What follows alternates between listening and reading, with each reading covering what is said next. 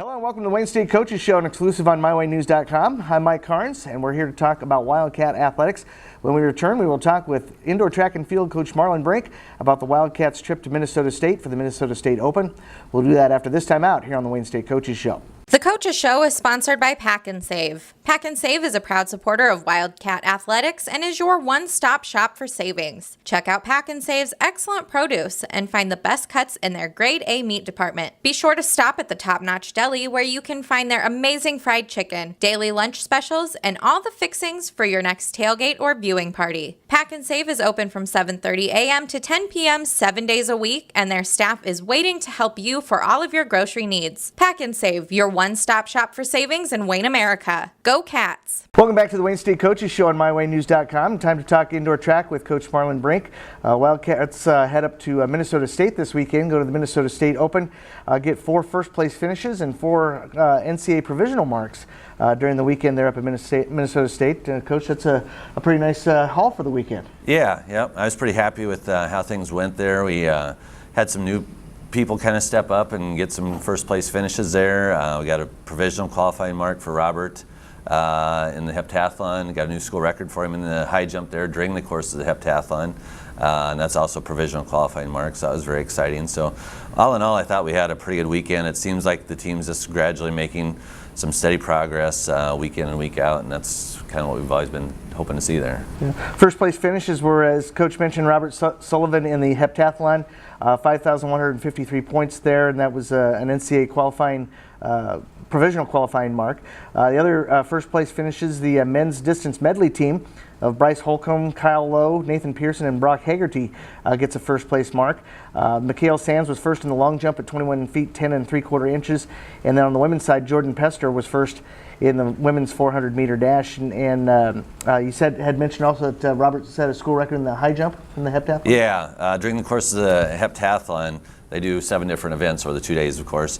And on Friday night, that was the 4th event there, and he went 6'9" and half inches. So that's his school record, broke his school record from 6'8" and 3/4 last year, and so he's really excited about that. And obviously, it helped his point total. He'd had some decent marks going into that, and then he had a good pole vault on Saturday. So he's very close to the standard that he set last year to get into nationals. So we're hoping that this is going to hold up and get him into nationals there.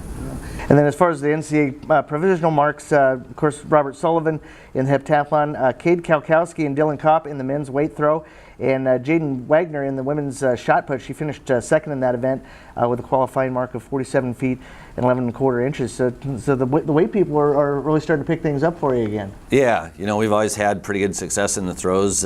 Cade, that was a lifetime best for him in the weight throw there, and also for Dylan. Cade right now I think is setting 13th in the nation, and Dylan's like 20th or 21st. And so Cade should be in probably with his mark for sure. Dylan's probably going to have to improve a little bit yet to secure his spot in the nationals there. Jaden in the shot put, I think she's setting 13th right now. That should get her in, but it's still kind of a little iffy. It's still, we still got 4 weeks to go yet, so it wouldn't be surprising to see that people have to improve their marks a little bit to secure their spots in the national meet there. Now, how many people will they take for the each event there? Does it kind of depend on the event? Yeah, it's a little bit on the strength of the event, but usually it's between 18 to 20 athletes. And so they're hoping that, if you're in the top 18 that you're secure there, but you never know for sure. It's kind of an NCAA committee decision that it's not just set exactly at 18, so you're not guaranteed, if you're 18th that you're going to be in. I wished it was more that way, so it was a cut and dried thing that you knew exactly where you stood, but that's just kind of how the system works. You're always kind of holding your breath a little bit there at the end of the season. Yeah, you want to be in like the top 10. If you're in the top 10, you can feel. Yeah, then you're sure, and you don't have to worry about it. If you hit an automatic mark, then you're automatically into the national meet. But usually there's only about 3 to 5 athletes who will hit an automatic qualifying mark per each event through the national meet. So, it's usually based on that sliding scale as far as like, are they going to take 18, 20? Sometimes it even went a little bit deeper than that, depending on the strength of the event there. Yeah. As far as some of the other efforts this weekend, who else stood out for you? Jordan Pester in the 400 meter dash. She picked up a win there. It was kind of come from behind win the last 50 meters there. Had a really good race, and that was a personal best time for her. I think she's going to be one to watch throughout the course of the season here in that event. Michaela Marvin, she tied her school record in the pole vault again. It actually came down to a number of misses, and she had a miss at the previous height, whereas the other 2 girls had the same height, and it just came down to tiebreaker, which is kind of ironic because that's how she won it the week before at SDSU there. She won it because she didn't have a miss at the previous height. This week she had one, and so she didn't win it. But she's vaulting well. I think she's going to continue to get some better marks as the season goes along there, and I think she's one that'll continue to do well. Some of the other events that we mentioned, Mikey Sands in the long jump, he won that. That was I think just a centimeter off his lifetime best there, so that was exciting for him to pick up a win there. And overall, I just thought that our athletes, competed pretty well, and we're just kind of clicking along here week in and week out and making some good progress here. The Wildcats go to the Husker Invitational this weekend down in Lincoln at the University of Nebraska. What do you look for in that meet? That's usually one where you got a lot of Division I kids that you'll compete alongside. Yeah, we're actually just only taking probably 3 athletes down there to the Husker meet. It'll be probably Cade Kalkowski, Dylan Kaup, and Mackenzie Scheil in the weight throw. Because you have to hit basically the equivalent of provisional mark for nationals to get into that meet because it is primarily D1. So it's a good chance for them to get that experience at a high level of competition there. And then the rest of the team we're going to take up to the University of South Dakota on Saturday to meet up there. And it'll be us, University of South Dakota, and South Dakota State. And then on the women's side also, UNO women will be up there.